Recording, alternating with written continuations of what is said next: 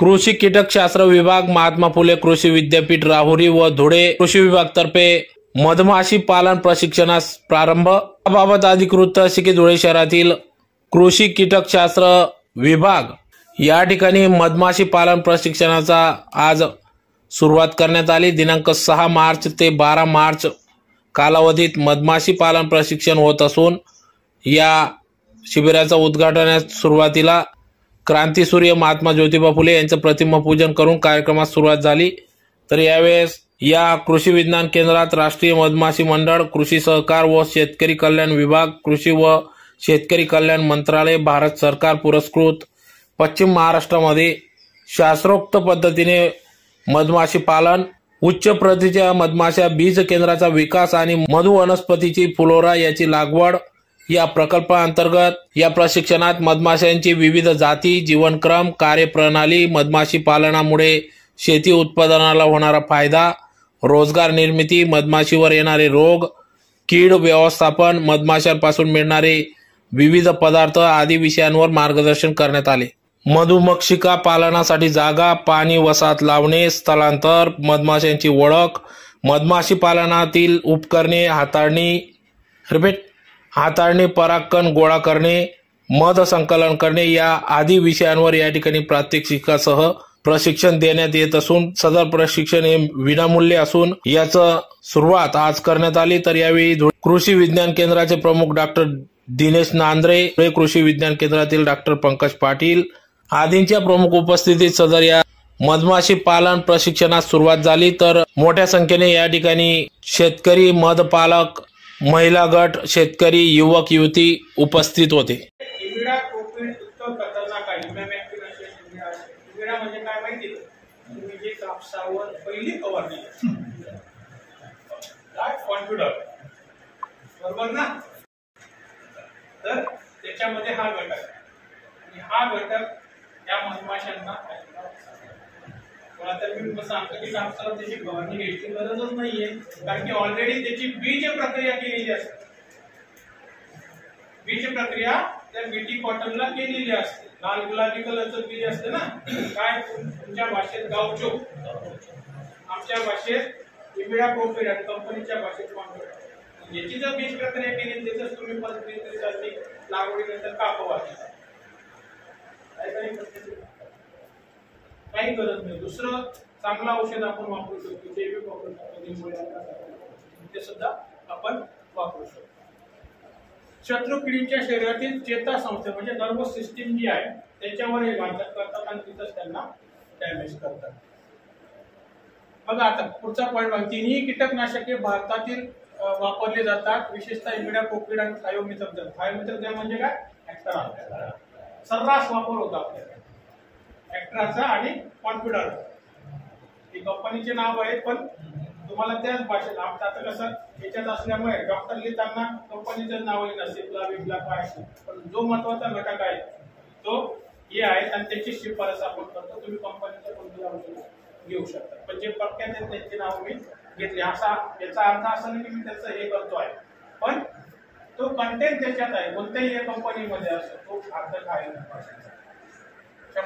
आता डॉक्टरांनी सांगितलं असेल तुम्हाला की मधमाशी का महत्वाची आहे आणि मधमाशी जर नसली तर साधारणतः आपल्या आयुष्यावर काय परिणाम होणार आहे।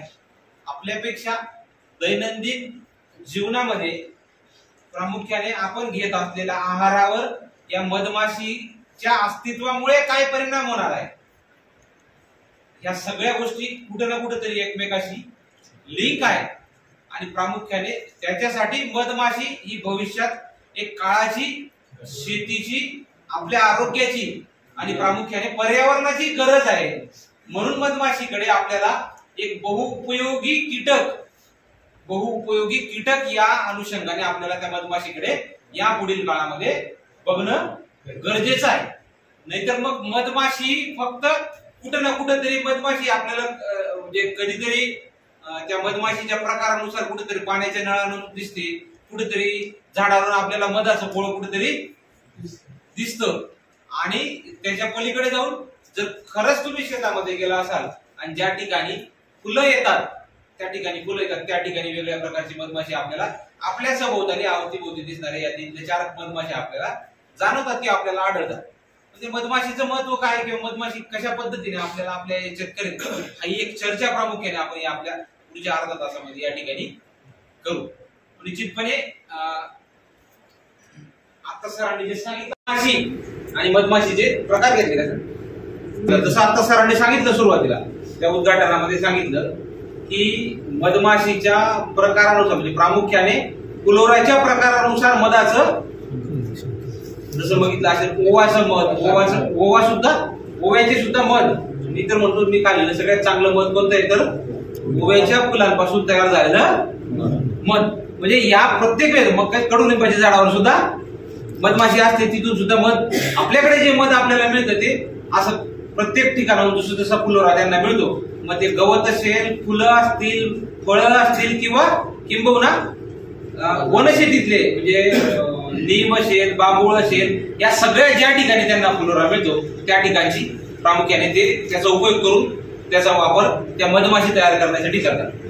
आता कोण सांगू शकेल का मला की मधमाशी महत्वाची काय आहे? साधारणतः आपण असं म्हणतो की मधमाशी जर या पृथ्वी तलावावर नष्ट झाली तर 4थ्या वर्षी मानव प्राणी या पृथ्वी तलावावर नष्ट होईल. म्हणजे किती वर्षी?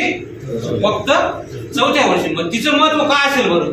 कशा पद्धतीने तिचं महत्व आपल्या दैनंदिन म्हणजे मानवाच्या आहारामध्ये किंवा मानवासाठी ती मधमाशी कशी महत्वाची आहे काय सांगू शकतो कोणी एखाद्याला कल्पना किंवा कुठं काही वाचलं किंवा बघितलं असेल, ऐकलं असेल सांगते? परागीकरण होणार नाही, परागीकरणामुळे अन्न तयार होतं.